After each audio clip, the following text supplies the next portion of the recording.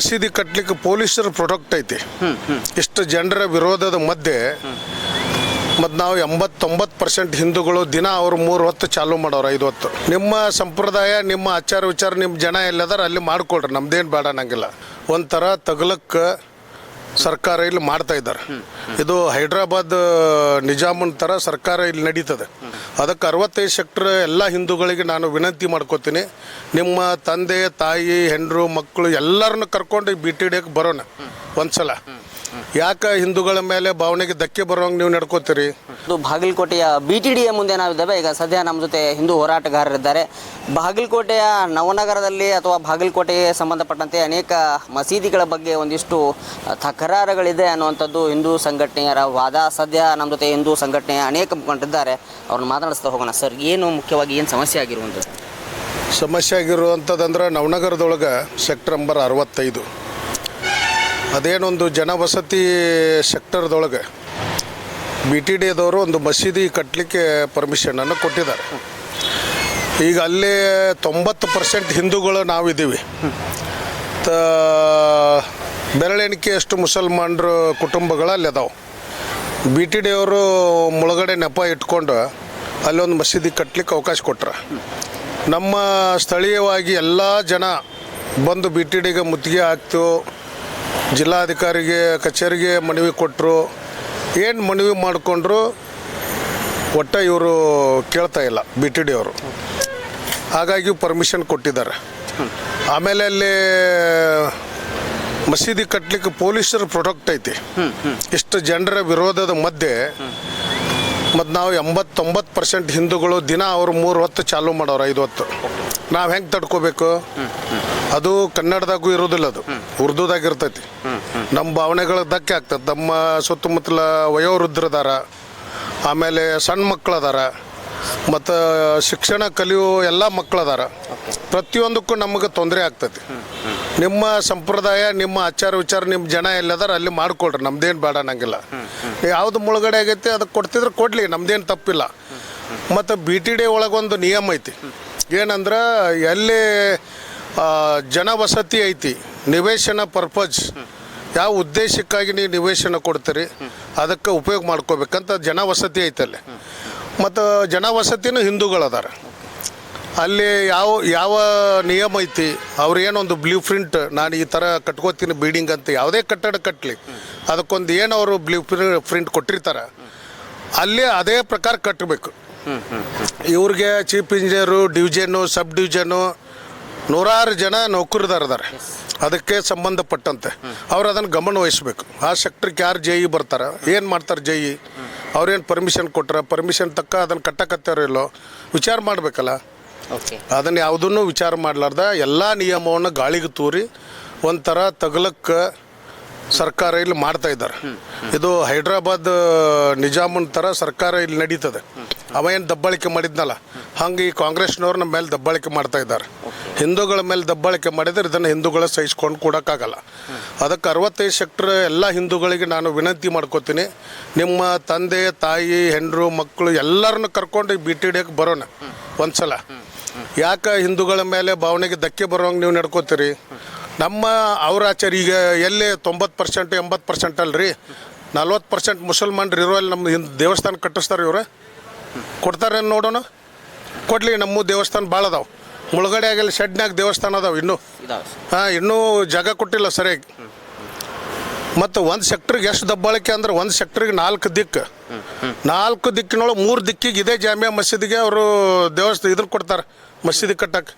ಅಂದರೆ 4 ಕಡೆಯಿಂದ ನಮಗೆ ನಿಮ್ಮ ಧರ್ಮದ ನಮ್ಮ ಮೇಲೆ ಹೇರ್ತೀರಿ, ಹೆಂಗಾಗತ್ತದು ಹೇರಕ್ಕೇಳ? ಅಂದರೆ ಸರಿ, ಒಂದೇ ಮಸೀದಿಗೆ 3 ಕಡೆ, ಒಂದೇ ಮಸೀದಿಗೆ ಸರ್ ಗೇನ್ ಉದ್ದ ಜಾಗ ಇರೋದಲ್ಲಿ. ಜಾಮಿಯಾ ಮಸೀದಿ ಇಡೀ 20 ಎಕರೆ ಸೆಕ್ಟರ್ದೊಳಗೆ 4 ಮೂಲಿಗೆ 1 ಮೂಲಿ ಬಿಟ್ಟಾರಷ್ಟೇ. ಈ 1, 2, 3 ಈ ಮೂಲಿ ಬಿಟ್ಟಾರ. ಒಂದು ಮಸೀದಿಗೆ ಆ ಥರ ಜಾಗ ಕೊಡುವಂಥದ್ದು ಏನದ ಅಂದ್ರೆ ಇಡೀ ಹಿಂದೂಗಳಿಗೆ ನೀನು ನಿನ್ನ ಧಾರ್ಮಿಕ ಕಟ್ಟಳೆಗಳನ್ನು ಹೇರಿದಂಗೆ ಆಗುತ್ತಲ್ಲ. ಮತ್ತು ಯಾರು ಹೇಳೋರಿಲ್ಲ ಕೇಳೋರಿಲ್ಲ. ಬಹುಸಂಖ್ಯಾತರ ಭಾವನೆಗೆ ಧಕ್ಕೆ ತಗೊಂಬಂದು ಯಾವ ಪ್ರಾರ್ಥನೆ ಏನು ಅವಶ್ಯಕತೆ ಐತಿ? ಅದಕ್ಕೆ ಇದನ್ನು ಅತ್ಯಂತ ತೀವ್ರವಾಗಿ BTDಯನ್ನು ಖಂಡಿಸ್ತೀವಿ. ಯಾರು ಇಲ್ಲ ಆಡಳಿತ ಮಾಡ್ತಾ ಇದಾರೆ ಅದು ತುಘಲಕ್ ಆಡಳಿತ. ಅದನ್ನು ನಿಲ್ಲಿಸ್ಬೇಕು.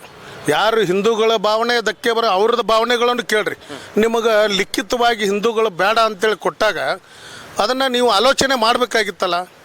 ಅಂದ್ರೆ ನಮ್ಮ ಭಾವನೆಗೆ ನೀವು ಕಿಮ್ಮತ್ತು ಕೊಡೋಂಗಿಲ್ಲ ಅಂತಂದ್ರೆ ಆಡಳಿತ ಮಾಡಿ ಏನು ಉಪಯೋಗ? ಯಾರಿಗೇನು ಎಲ್ಲರೂ ಸರಿಸಮಾನ, ನಾವು ಯಾರದ್ದು ವಿರೋಧ ಇಲ್ಲ. ಅವ್ರ ಭಾವನೆಗೆ ಅವ್ರ ಜನ, ಅವ್ರ ಆಡಳಿತ, ಅವ್ರ ವಿಚಾರ, ಧಾರ್ಮಿಕ ಆಚಾರ ವಿಚಾರಗಳನ್ನು ಅವರು ಆಚರಿಸಲಿ, ಪಾಲಿಸಲಿ, ನಾವು ಬೇಡ ಅನ್ನಂಗಿಲ್ಲ. ನಮ್ಮ ಮಧ್ಯದೊಳಗೆ ಯಾಕೆ ಪಾಲಿಸೋದು? ಅದು ನೀವು ನೋಡ್ಕೊಂಬರ್ರಿ, ಅಲ್ಲಿ ಒಂದೇ ಒಂದು ಮುಸಲ್ಮಾನರ ಮನೆಗಳು ಇಲ್ಲ ಈಗ. ಇದು ನಮಗೆ ಬಂದಿರೋದು ಸಮಸ್ಯೆ. ಅದಕ್ಕೆ ಇಡೀ 89% ಹಿಂದೂಗಳಿಗೆ ಒಂದು ಅನ್ಯಾಯ ಆಗ್ತೈತಿ. ವಯೋವೃದ್ಧರದಾರ, ಸ್ಕೂಲ್ ಕಲಿಯೋ ಮಕ್ಕಳಿದ್ದಾರೆ, ಅವಿನ್ನೂ ಸಣ್ಣ ಸಣ್ಣ ಮಕ್ಕಳಿದಾರ. ಅವ್ರ ಮೇಲೆ ನಾವು ಎಲ್ಲದಕ್ಕೂ ತೊಂದರೆ ಆಗಿ ಇದು ಮಾಡೋದು ಅವಶ್ಯಕತೆ ಇಲ್ಲ. ಆದಷ್ಟು ಬೇಗ ಇದನ್ನು ಯಾವುದೇ ಕೋರ್ಟ್ ಹೇಳಿ ಏನೇ ಇರಲಿ ರೀ, ನಮ್ಮ ಭಾವನೆಗೆ ದಕ್ಕಾಗಿಂದ ನೀವು ಶರಿಯತ್ ಕಾನೂನು ಹೇರ್ತೀರಿ, ಕೋರ್ಟ್ ಕೇಳ್ತೀರಿ ನೀವು. ನಮ್ಮ ಹಿಂದೂಗಳಿಗೇನ ಕಾನೂನು ಇಲ್ಲ. ಕಾನೂನು ಬಂದ ಪ್ರಜಾಪ್ರಭುತ್ವ ಅಂತೀರಿ, ನಿಮ್ಮ ಧಾರ್ಮಿಕ ಬಂದ್ರೆ ಶರಿಯತ್ ಕಾನೂನು ಅಂತೀರಿ. ಅದೇ ಶರಿಯತ್ ಕಾನೂನಲ್ಲೇ ಇಟ್ಕೋರಿ ನೀವು. ನಮ್ಮ ಧರ್ಮದ ಮೇಲೆ, ನಮ್ಮ ಜನರ ಮೇಲೆ ಯಾಕೆ ಹೇರಕ್ಕೆ ಬರ್ತೀರಿ? ಇದು ನಮ್ಮ ಸಮಸ್ಯೆ. ಅದಕ್ಕೆ ಅದನ್ನು BTD ಚೀಫ್ ಇಂಜಿನಿಯರು ಅರ್ಥ ಮಾಡ್ಕೋಬೇಕು. ಯಾವ ರಾಜಕಾರಣಿಗಳಿಗೂ ನೀವು ಮಣಿದನ ನಿಮ್ಮ ನಿಯಮ ಏನೈತೆ ಅದನ್ನು ಪಾಲಿಸ್ರಿ. ನಿಮ್ಮ ಇಂಜಿನಿಯರ್ಗಳಿಗೆ ಆದಷ್ಟು ಬೇಗ ಸೂಚನೆ ಕೊಡ್ರಿ. ನಿಮಗೇನು ಪರ್ಮಿಷನ್ ನಿಯಮ ಕೊಟ್ರೆ ಅದರ ನಿಯಮದ ಪ್ರಕಾರ ಅದನ್ನು ಕಟ್ತಾರೋ ಇಲ್ಲ ನೋಡ್ರಿ. ಎಲ್ಲಿ ಬಹುಸಂಖ್ಯಾತರು ಇಲ್ಲ, ಅವ್ರದ್ದೇ ಆದಂಥ ಬಾಹುಳ್ಯ ಇರ್ತೈತಿ, ಅಲ್ಲಿ ಮಸೀದಿ ಅದನ್ನು ಶಿಫ್ಟ್ ಮಾಡಿರಿ. ಮತ್ತು ಇದೇದು 4 ಕಡೆ ಕೊಡೋಕೆ ಹೋಗ್ಬೇಡ್ರಿ. ನೀವು ಬೇಕಂದ್ರೆ ಎಲ್ಲಾರ ಒಂದು ಕಡೆ ಅರ್ಧ ಎಕರೆ ಕೊಟ್ಕೋತಿದ್ರೆ ಕೊಟ್ಕೋರಿ. ನೀವು 4 ದಿಕ್ಕಿಗೆ ಮಸೀದಿ ಕೊಟ್ಟು ಏನು ಮಾಡೋರು? ನಮ್ದೇನು ಅದನ್ನೇ ನಾವೆಲ್ಲರೂ ಇನ್ನು ಮತಾಂತರ ಮಾಡಿಬಿಡ್ರಲ್ಲ ನಿಮ್ದು ಇದು ಇದ್ರೆ. ಅದಾರ ಒಂದಿನ ಆಗಿಬಿಡ್ಲಿ, ತಪ್ಪಲ್ಲ ಅದು ಆಗೋದ್ರಿ.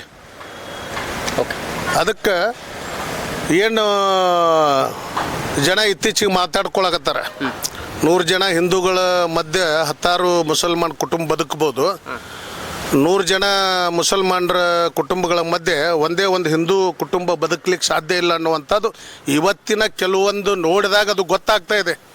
ಎಷ್ಟು ಇವತ್ತು ಅನೇಕ ಹಿಂದೂ ಹೆಣ್ಮಕ್ಳನ್ನ ಓಡಿಸ್ಕೊಂಡು ಹೋಗಿ ಅದೆಲ್ಲ ಅವರ ನರಕ ಯಾತನೆ ಅಂತಾಗಿದ್ದನ್ನು ಇಲ್ಲಿ ನಾವು ಇವ್ರಿಗೆಲ್ಲ ಈ BTD ಅವರು ಇದಕ್ಕೆಲ್ಲ ಅವಕಾಶ ಮಾಡಿಕೊಡ್ತಾರಂತ ಅನಿಸುತ್ತೆ. ಅದಕ್ಕೆ ಅದನ್ನು ನಮಗೆ ಮಸೀದಿಯಲ್ಲಿ ಕಟ್ಟೋದು ಅವಶ್ಯಕತೆ ಇಲ್ಲ. ಅವ್ರವ್ರು ಎಲ್ಲಿ ಜನ ಇದ್ದಾರೆ ಅಲ್ಲಿ ಕಟ್ಕೊಳ್ಳಿ. ಇದನ್ನು ನಾವು ಎಲ್ಲರೂ ಕೂಡ ಎಚ್ಚರಿಕೆ ಕೊಡ್ತೀವಿ. ಇದೇ ಮುಂದೆ ಹೋತಂದ್ರೆ ನಾವು ಇಡೀ 65 ಸೆಕ್ಟರ್ ಅಷ್ಟೇ ಅಲ್ಲ, ಇಡೀ ಬಾಗಲಕೋಟೆ ಜನ ಹಿಂದೂಗಳು ಬಂದು ನಿಮ್ಮ BTDಗೆ ಮುತ್ತಿಗೆ ಹಾಕ್ತೀವಿ ಅನ್ನುವಂಥ ಎಚ್ಚರಿಕೆಯನ್ನು ಕೊಡ್ತಾ ಆದಷ್ಟು ಬೇಗ ಇದಕ್ಕೆ ಹಿಂದೂಗಳಿಗೆ ನ್ಯಾಯ ಕೊಡಬೇಕನ್ನುವಂಥ ವಿನಂತಿಯನ್ನು ಮಾಡ್ಕೋತೀನಿ. ನಮಸ್ಕಾರ ಸರ್. ಇನ್ನೊಂದು ಏನು ಅಂತಂದರೆ ಇದೇ ಮಾತನ್ನು ನಮ್ಮ ದೇವಸ್ಥಾನಗಳಿಗೂ ಅನ್ವಯಿಸುತ್ತಾ ಅಂತ ಹೇಳಿ ಕೆಲವೊಂದಿಷ್ಟು ಮುಸ್ಲಿಂ ಮುಖಂಡರು ಕೇಳಿದ್ರು. ಹೌದೌದು, ನಾವು ಅದೇ ಹೇಳ್ತೀನಲ್ಲಪ್ಪ, ಎಲ್ಲಿ ಜನ ಇದ್ದಲ್ಲೇ ಮುಸಲ್ಮಾನರ ಜನ ಇದ್ದಲ್ಲಿ ನಮ್ಮ ಮಸೀದಿ ನಮ್ಮ ದೇವಸ್ಥಾನಗಳದಾವು ಎಲ್ಲದಾವು ಹೇಳ್ರಿ. 80% ಮುಸಲ್ಮಾನರ ಮಧ್ಯೆ ನಮ್ದೊಂದು ದೇವಸ್ಥಾನ ಐತೆ, ಎಲ್ಲಿತ್ತು ಹುಡುಕೊಡ್ರಿ. ಒಂದು ಕುಟುಂಬ ಇರ್ತೇನೆ ಹುಡುಕೊಡ್ರಿ, ಹಿಂದೂ ಕುಟುಂಬ ಇದ್ದಿದ್ದು ಹುಡುಕೊಡ್ರಿ. ನೀವು 38 ಸೆಕ್ಟರ್ ನಂಬರ್ ಐತಿ, ಅಲ್ಲಿ 80% ಅದ ರೀ. 4-5 ಜನ ಹಿಂದೂಗಳ ಕುಟುಂಬ ನಿತ್ಯ ನರಕ ಯಾತನೆ ಅನುಭವಿಸ್ತಿದ್ದಾರೆ. ನೀವು ಸುಮ್ಮನೆ ಮಾತಾಡ್ತಾ ಇಲ್ಲ. ಪೊಲೀಸ್ ಸ್ಟೇಷನ್ ಒಳಗೆ ಕಂಪ್ಲೇಂಟ್ ಲಾರ್ಜ್ ಐತಿ. ಅವ್ರ ಮನೆಗೆ ಕಲ್ಲಿಲಿ ಹೊಡಿದು, ಅವ್ರ ಮನೆಗೆ ಕಿಟಕಿ ಗ್ಲಾಸ್ ಹೊಡಿದು, ಅವ್ರ ಹಿಂದೂ ಹೆಣ್ಮಕ್ಳನ್ನ ಚುಡಾಯಿಸೋದು, ಅವ್ರಿಗೆ ಹೊಡೆದಿರೋದು, ಹಲ್ಲೆ ಮಾಡಿರೋದು ಎಲ್ಲವೂ ಉದಾಹರಣೆ ಐತಿ. ನಮ್ಮ ಹಿಂದೂಗಳ ನಡು ಒಬ್ಬ ಮುಸಲ್ಮಾನ್ ಇದ್ದರೆ ಅವ್ನಿಗೇನ್ರ ಆಗಿದ್ದು FIR ಆಗಿದ್ದು ಹಾಕ್ಕೊಡ್ರಿ. ಚಾಲೆಂಜ್ ಕೊಡ್ತೀನಿ ನಿಮ್ಮ ವಾಹಿನಿ ಮುಖಾಂತರ.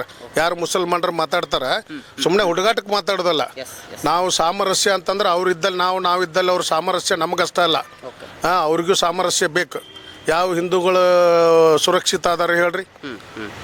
ಎಷ್ಟೆಷ್ಟು ಆಗ್ಯಾವ ಇಲ್ಲೆಲ್ಲ ಘಟನೆ ಆಗ್ಯಾವ, ನಮಗೆಲ್ಲ ಗೊತ್ತಿಲ್ಲ. ನಾವು ಇಡೀ ಊರದ್ದು ಜಗತ್ತಿಂದ ಮಾತಾಡೋದಲ್ಲ, ನಮ್ಮ ಬಾಗಲಕೋಟೆಯಿಂದ ಮಾತಾಡ್ತೀನಿ. ಅದನ್ನು ತಕ್ಕೊಟ್ಟು ಹೋದ್ರೆ ಭಾಳ ಐತಿ. ಬಾಂಗ್ಲಾದೇಶದಿಂದ ಹಿಡ್ಕೊಂಡು ಪಾಕಿಸ್ತಾನದಿಂದನೇ ಎಷ್ಟು ಪರ್ಸೆಂಟೇಜ್ ಹಿಂದೂಗಳಿದ್ರು, ಇವತ್ತೆಷ್ಟು ಅದಾರ, ಅವ್ರು ಎಲ್ಲಿ ಹೋದ್ರು, ಯಾಕೆ ಹೋದ್ರು, ಯಾರು ಒತ್ತಡಕ್ಕೆ ಹೋದ್ರು, ಇದೆಲ್ಲ ಬೇಡ.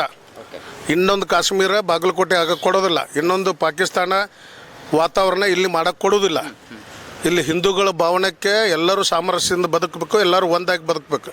ಅಲ್ಲಿ ಇಲ್ಲಿ ನಿಂತ್ಕೊಂಡು ಮಾತಾಡೋದಲ್ಲ, ಹಂಗೆ ನಡ್ಕೊಳ್ಬೇಕು. ಭಾಳ ಹೋಗೋದು ಬೇಡ. ಇದೇ 65 ಸೆಕ್ಟರ್ದು ಸೀಮಿತ ಆಗಿರೋಣ. ಅದಕ್ಕೆ ಉಳ್ಕದ್ ಬಂದಕ್ಕೂ ಸಮರ್ಥ ಇದೀವಿ ನಾವು, ಉತ್ತರ ಕೊಡ್ತೀವಿ. ಬೇರೆ ಕಡೆ ಎಲ್ಲಿ ಏನು ಮಾಡ್ತಾರೆ ಇದಕ್ಕಷ್ಟೇ ಅವ್ರು ನಡ್ಕೊಲ್ಲಿ. Okay sir, thank you sir, thank you very much. ಇದಿಷ್ಟು ಬಸವರಾಜ್ ಅಂಕಂಚಿ ಅವರ ಮಾತುಗಳಾಗಿತ್ತು. ಸೊ ಮುಂದಿನ ದಿನಮಾನಗಳಲ್ಲಿ ಇದಕ್ಕೆ ಸೂಕ್ತವಾಗಿರುವಂತಹ ಕ್ರಮಗಳನ್ನು BTDA ಹಾಗೂ ಇಲ್ಲಿನ ಅಧಿಕಾರಿಗಳು ತೆಗೆದುಕೊಳ್ಳಬೇಕು. ಆ ನಿಟ್ಟಿನಲ್ಲಿ ಬಾಗಲಕೋಟೆ ಒಂದು ಉತ್ತಮವಾಗಿರುವಂತಹ ವಾತಾವರಣದಲ್ಲಿ ನೆಲೆಗೊಳ್ಳಬೇಕು ಅಂತ ಹೇಳಿ ಬಸವರಾಜ್ ಅಂಕಂಚಿ ಸರ್ ಮಾತನಾಡ್ತಿರುವಂಥದ್ದು.